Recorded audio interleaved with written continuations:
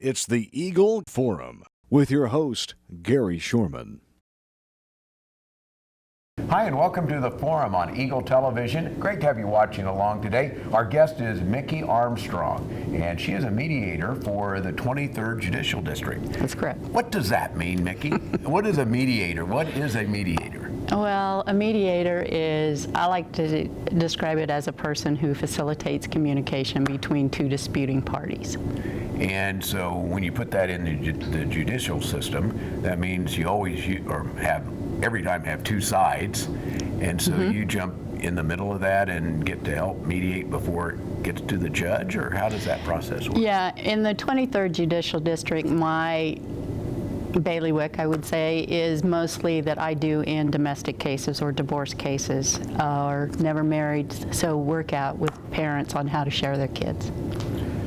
I bet that comes with some excitement along the line, too, to get everybody there. Well, let's talk about how did you get into this, because it takes a special person to be able to deal with both sides and do that, but how did you get started as a mediator? Well, that's kind of an interesting story. I was a court service officer for 20 years, and part of that role was I had to do home studies or investigations when parents divorced. So this was back in 1986. And I'd heard about mediation. Some of the judges required that I made recommendations as to where the kids should go in a divorce case, and I knew that there's always two sides, and it's kind of hard to decide which parent should have the children. And so I went to Judge Flood at that time and I said, hey, can I go get trained in mediation? He gave me a book. He said, sure. I went and got my training in 1991. I asked the court, can I do this on the side? They said, sure. Gave me some of the worst cases they could. and my way husband, to learn. It's not fun. My husband was an attorney, and he said, why do you think you're going to get these people to talk when they're getting divorced? That's why they can't talk. And I said, watch me. And so we had a really difficult case, our first case. It took us like 14 hours. And back then we did marathon style, so we'd start like a Friday night. I had a partner, and then we'd do part of it Friday, and then we'd go on Saturday too. And so this was a pretty contentious case. We were able to help them work it out. And then the rest is history. Our local court decided to put in a court rule in '93 that all cases in contested child custody would have to go through mediation first. And then it kind of progressed from there. So we were doing quite a bit of mediation after that. Well, I saw your name on the list to be here, and I said we're lucky to have people like you in our community, because being able to help that, because that's one of the, anytime you get the personal cases, those are where, emotions are so high. Being able to get that into place, it's good for the kids. It's good for both sides as well, for being able to do that. So talk about, you've along the line have also brought in some other programs. I know one that you worked on was the Respect program, and several others that you worked along that you're not a part of anymore, but you brought some other neat things to our judicial system here. Well, when I was a court service officer, we had the intake program where we were dealing with, trying to deal with kids before they got into the court system.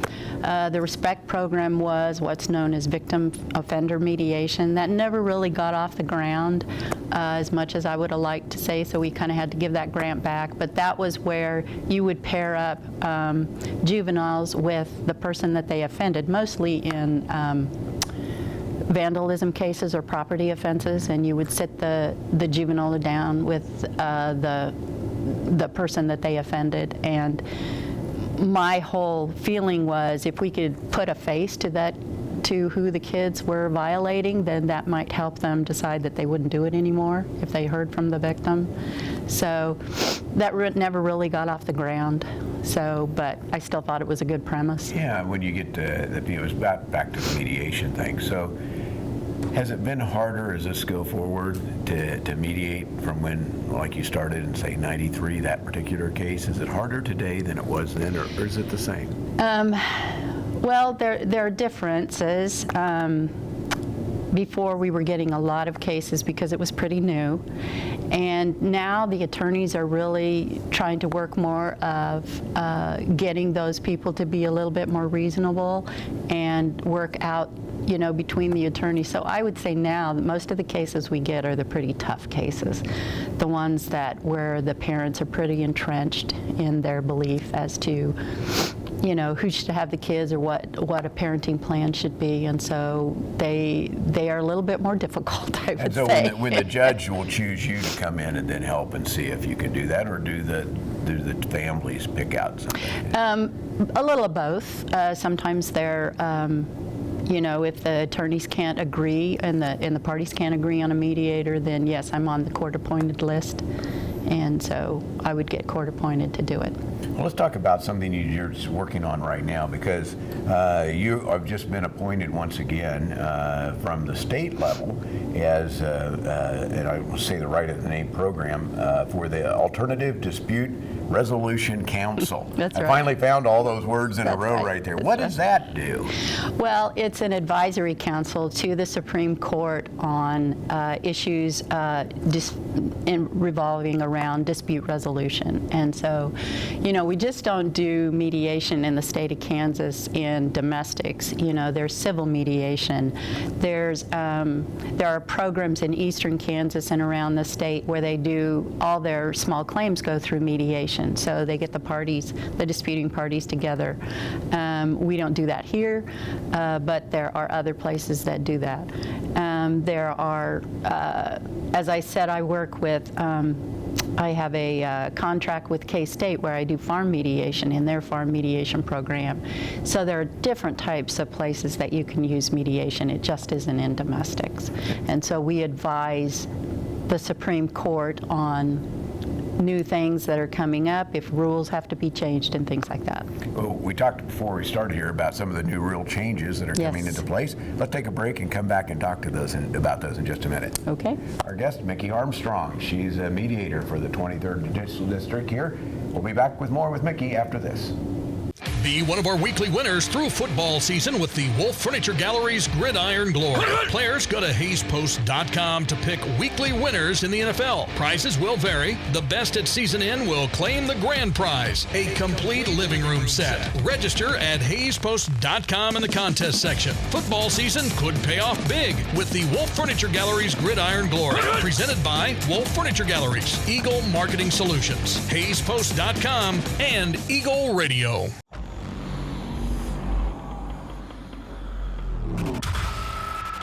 Someone in here with us? Ghost Hunters is back with a new team, better tech, and more answers. This is my favorite part of the night. We had to flee our home. I've been doing this for 30 years. I chase the truth. Only with the truth can I truly help someone. Whoa! Ghost Hunters returns Wednesdays at 9 on A&E.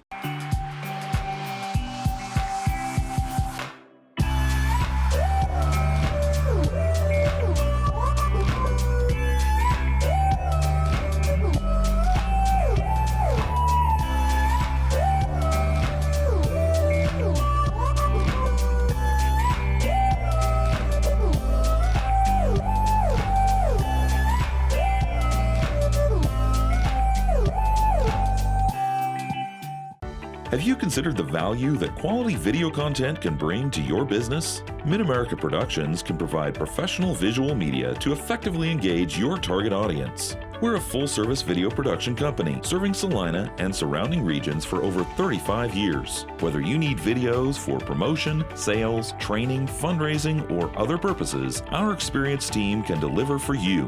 Find us online at mapvideo.net. That's mapvideo.net. Welcome back to the second half of our forum here on Eagle Television. Our guest today is Micki Armstrong. And a reminder to you, be sure and send me a note if you have somebody you'd like to see on this program. Send it to gary.shorman@eaglecom.net. Micki Armstrong is our guest, and she's a mediator. We've talked about that at the 23rd Judicial District.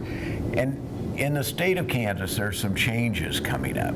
Does that involve the new council that you're a part of in recommending those changes, or are you just implementing some of those changes? No, when I was on the council, gosh, probably almost 6-7 years ago, we started reforming those rules. And it's been a long process because I went off of the council, I believe, in 2014. So they're 3-year stints. So it's been going on since, what is that, 11? So what does that mean? What would a rule be? What would be an example of a rule that would change? Because there's some new ones coming up. We'll talk about that. But what would be an example for our listeners and viewers? Well, the rule changes really mainly have to do with those people who are trying to be mediators. There are ethics that are involved, you know, on how you practice. There are, of course, new what would I say, categories. There's now added case management to the rules. There's parent coordination. These are all different types of mediation, so kind of on a continuum of what those different types of headings entail and what they deal with in terms of mediation. So those are defined.